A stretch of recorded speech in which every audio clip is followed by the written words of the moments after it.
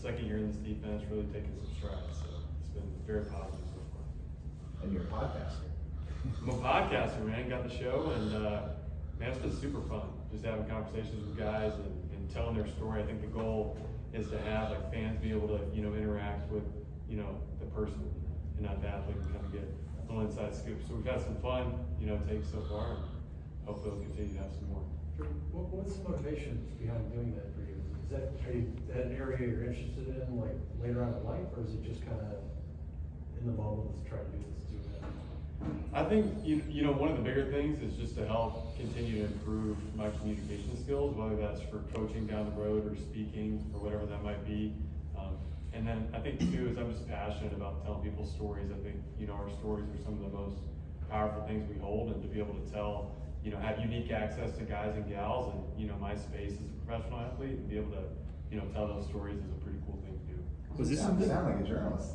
I mean, that's the thing. I can't write to save my life, but like I can talk it out. So I very much envy you guys that can just put words on a page beautifully. I'm not as talented at that for sure. Was this something you did in college, or like would you study at Notre Dame? So I did mechanical engineering at Notre Dame, so I tried to stay as far away from reading and writing as possible, and instead went to math and science. But I think it's just something through doing like public speaking engagements throughout my time at Notre Dame and into the pros that I find that I come a little bit alive doing it. So this is just another platform to be able to do that and spread positivity and good stories and entertaining content that fans can really engage and get to know the person, and not just know the athlete and the person in the jersey. Did you ever consider it at Notre Dame? Because it seems like with each year, the teams 5-6 players have podcasts. Yeah, I think you see like with this digital economy emerging, like there's more and more opportunities for people to create content and put their stuff out there. At Notre Dame, I was just trying to survive with engineering and doing a long distance relationship with my now wife.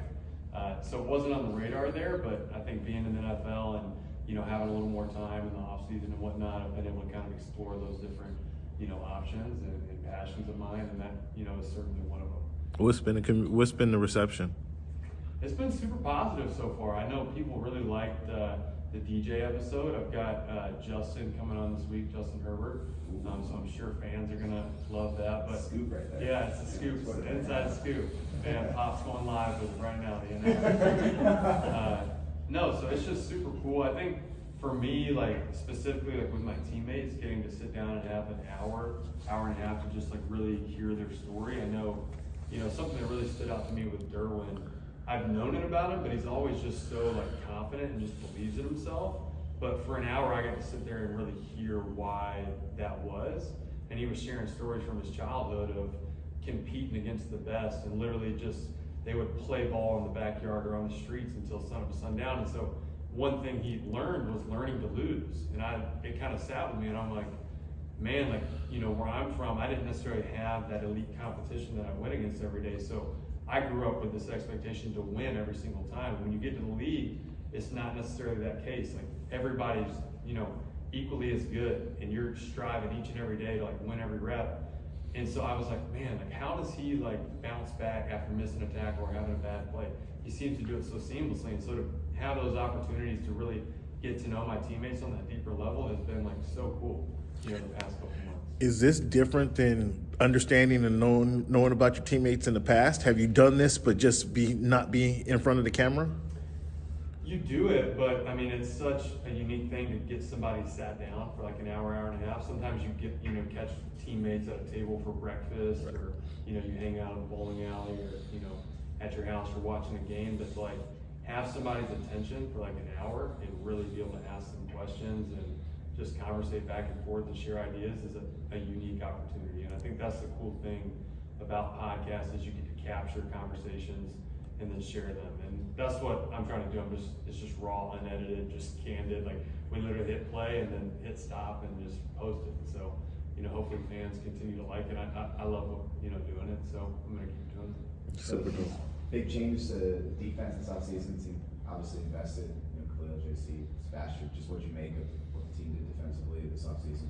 Yeah, I think, coming off the loss to the Raiders, I I really felt personally, I know a lot of people on the defensive side of the ball felt like we could have played a lot better, given our offense, more chances. They really, really played well for us, especially if you look at that Raiders game, what they were able to do coming from behind. They had a really special unit. And so, to be able to add some of these additions and I think, get better personnel wise and be able to add to our team is really, really super cool. And just being able to train with those guys the past, week or so, they all seem super hungry and super excited for the opportunity we have here in LA. With the Rams winning the Super Bowl last year, we're constantly competing, for that market and for that fan base, and we want to do something special here in the LA market. We believe we can, and I think we have the staff, we have the management, we're having the players now to be able to do that. So, special group of guys we got down there, and I certainly have a lot of belief in what we're going to be able to do. How about for you, Drew? What have you been working on this offseason to expand your game and work on your game? I think for me, it's just continuing to hone in on the X's and O's and understanding the defense. We had a great meeting this morning with Coach Wilboyd. He's just so bright. He's such a great coach. And we were able to really move past just installing and doing, everyday verbiage. We all know the install by now. And we were really able to dig into the techniques. Where are we aligning here and what are we trying to get the offensive line to do so that we can then make this play? And so going to that second and third level, I think you're able to do that in the second year of the defense. The first year of the defense, you're just trying to learn how to communicate, what to say to each other on the field. And so I think diving into those layers for me has been something. And I think just, working on my, explosiveness, my coverage, just honing those skills. As the league continues to evolve more into a passing league, you got to be able to do that as an inside linebacker. And so really working on the mental side of that, but also the physical side of that, my patience, my footwork, have been some areas where I've leaned into. Because you're obviously signed with Philly, just have you spoken to him since he signed, and just your thoughts on using him? Yeah, we had some texting back and forth. I know he's excited just for an opportunity. It was unfortunate. I mean, the inside linebacker market as a whole seemed like it was down this year, and there was just I think just a high supply of guys when you looked across the board. And so I think also coming off COVID being 2 years ago and affecting the cap, he wasn't able to get what I think he deserved. I think he had an unbelievable season for us last year, and I think he's going to continue to play well for Philly. And I wish him nothing but the best. He's a dear friend of mine, and spent a lot of time with him and really respect him as a competitor and as a player, and he'll keep doing great things. What about the rest of the AFC West moves, like the Broncos made, getting Russell Wilson, Raiders getting Devontae Adams and stuff like that? Yeah, I was watching it all unfold. I think I tweeted like it's going to be a movie, and it is. It's so exciting to see all the additions to the conference. And Coach Staley says it all the time, but he's like, if you want to be the best, you got to compete against the best and prove you are the best. And that's certainly what we're approaching here in the AFC West. You've got 4 unbelievable quarterbacks. You've got a lot of great players, a lot of talent on both sides of the ball, and so it's going to be a showdown. And I'm sure there's going to be a lot of primetime games. Not that matters, but it's going to be exciting to see how it unfolds. And who knows? Maybe we'll see 3 teams in the playoffs. You already found out that week 2 game at Kansas City is going to be a Thursday night. Mm-hmm. Any advantage from a player standpoint getting that Thursday night out of the way early, maybe compared to last year when it was later in the season? Yeah, that's a good question. We were talking about that down in the training room. This being on the year 4 for me, I think all my Thursday night games have kind of come mid to the end of the season. So it'll be interesting to see kind of how that affects. But I asked that question to one of our trainers. I was like, this has to help guys, like just getting it boom, boom, and you're done. And they were like, certainly. So we'll see. It's been a rough stretch for Kenneth here, the injuries last year, now he's had surgery. Have you talked to him much, or kind of how he's doing mentally? I'm sure he's frustrated with that. Well, I mean, K9's a fantastic player. He's a guy that's going to do really good for us this year. And I've been able to kind of see him throughout the offseason, get rehab at the same place. And he's as focused as ever and as hungry as ever. And I think when you come in as a first-round draft pick, it can be really hard. There's a lot of expectations on you. And I think if he kind of gets his freedom mentally back, you're going to start seeing a lot of those traits come alive. And I know he's just super hungry and ready to get back on the field and ready to, solidify himself as a premium player. You guys don't want to make excuses, but do you think the injuries last year with the ankles, he had both of them, that seemed to really hold him back quite a bit? Is that?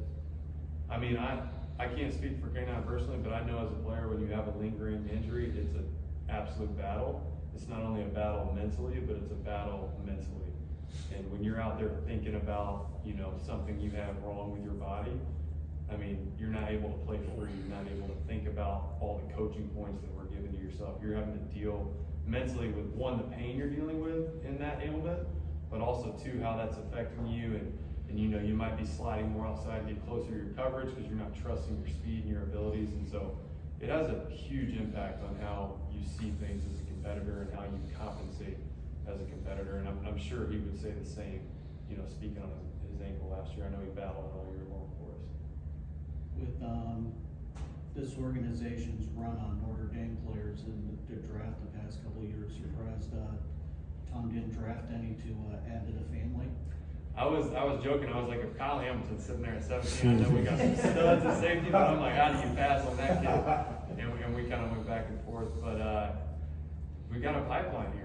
Who knows? I was surprised we didn't get any ND guys, but maybe I'll have to revisit him up there and give him the selection. What's your approach to rookies coming in? How do you you have your position, you working to get your position, to get your reps and get your plays in, but then you have the rookie trying to take your spot. What's the balance there? How do you approach that? Yeah, it's a really good question.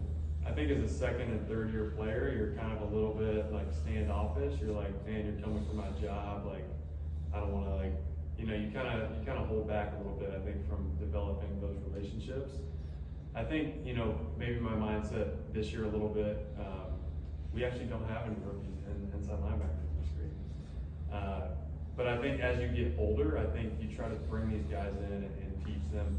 It's interesting because as a competitor, you're constantly competing for your job and you want to provide for your family. But I think as you develop your understanding of what this means, it's like these are guys that our coaching staff, whom I believe in and who our guys believe in, and our management have deemed worthy to be our teammates. And so these guys, just like us coming out, earned a certain amount of respect through what they put on tape and through their resume in college to be here today and compete against us. And when you see it as that, you kind of, can join up as competitors and push one another. And ultimately, it might seem uncomfortable at the time, but I know the competition always brings out the best in myself, and you always end up turning it up a notch. I know when I was competing, with Kenneth and K9, or with K9 and Kaiser last year for that job, and I had lost it after. I certainly sense that there's an incredible amount of belief.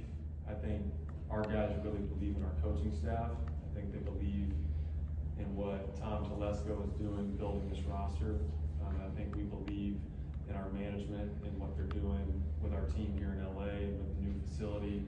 And you just sense that there's some really good momentum, being built.